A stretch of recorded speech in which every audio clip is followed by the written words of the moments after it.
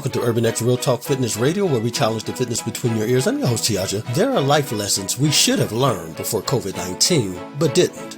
Perhaps we didn't know to learn them out of sheer ignorance, or perhaps we failed to learn these lessons because to do so meant we would have to change something about ourselves, particularly our beliefs. And the most difficult mechanism for anyone to change is the mechanics of their beliefs. Why? Because our beliefs comprise our worldview, and our worldview becomes who we are. At least that's what most believe. If you are only what you believe, then what happens when someone challenges those beliefs? Or deeper still, when you are willing to confront or change them yourself? What happens to your self-concept? Indeed, what happens to your world? Undoubtedly, it is very difficult, if not impossible, even in these times, for individuals to agree on something as basic as what this contagion is, let alone the importance of life itself. We have essentially done with COVID-19 what we have done with every other subject. We have allowed any and all discussions to morph into heated arguments over social media. And don't get me started on the sanctity or fallacy of social distancing. From what I can gather, it all depends on whose camp you reside,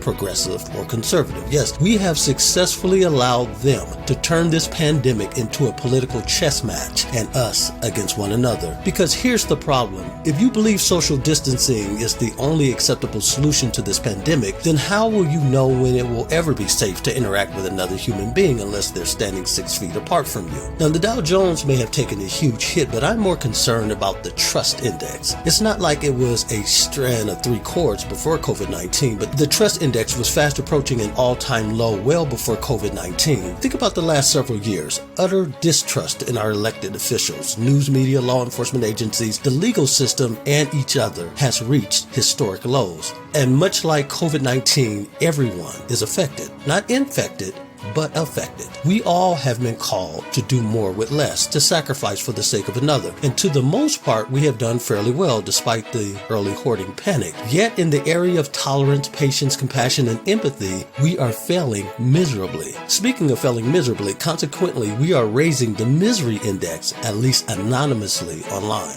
Let me ask you a question. How many of you know a colleague or family member who isn't speaking to you right now because you foster different opinions and beliefs than they do? The thing that gets me is that whatever side of the aisle you're on, you find the beliefs and opinions of others extremely bigoted and incredulous, don't you?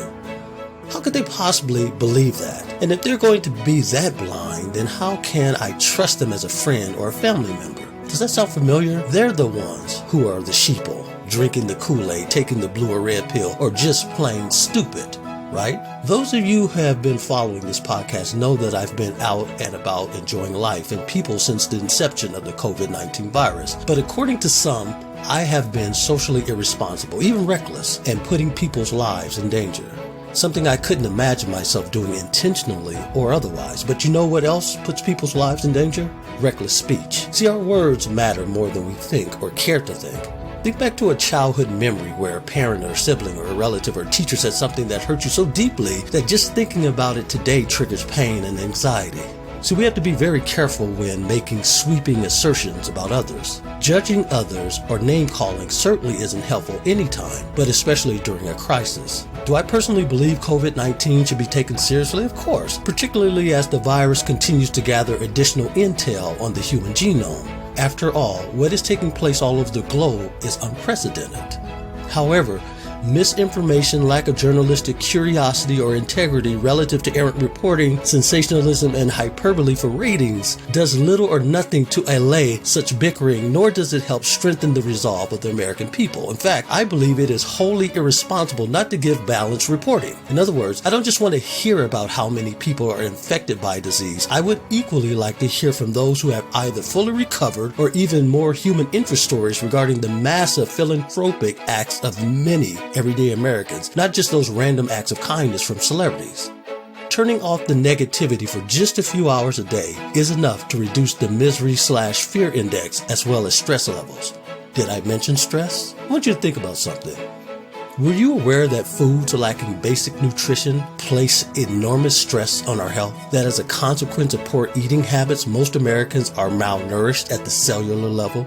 Now, the purpose of me reminding you of this is because we tend to think of stress as something external to us, something we have little or no control over. Yet, most of the stressors that visit us are internal. They come from what we eat, drink, think, and speak. So even if you eat the perfect diet, you can be highly susceptible to stress from what you say to others and what they in return say to you. Now, as I alluded to earlier, words spoken early in our lives still have meaning and impact. Some words still have permission to either motivate, demotivate, or dictate our behavior and or shape our choices. Those words still create enormous stress in us, and it is stress, more so than any disease or contagion, that kills more Americans each and every day.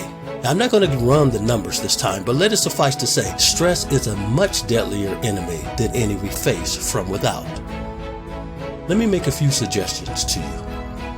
Turn the TV off. Unplug yourself from social media. Breathe deliberately. Yes, deep breathing is an affirmation now, which signals to others that you're well. Eat consciously. Eat something that promotes life. Drink intentionally. Drink something that enhances circulation and flow. Think without judging. Yes, train your thoughts to hear life's music, then allow the endorphins it creates to dance. And finally, speak courageously. Speak to the headwinds of life during this crisis. Say something out loud that heals. If not the world, at least your small corner of the universe you call me. Dear friends, I wish above all things that you prosper just as your soul prospers. You've been listening to Urban X Real Talk Fitness Radio with your host, Tiaja. Until next week, as always, walk in health and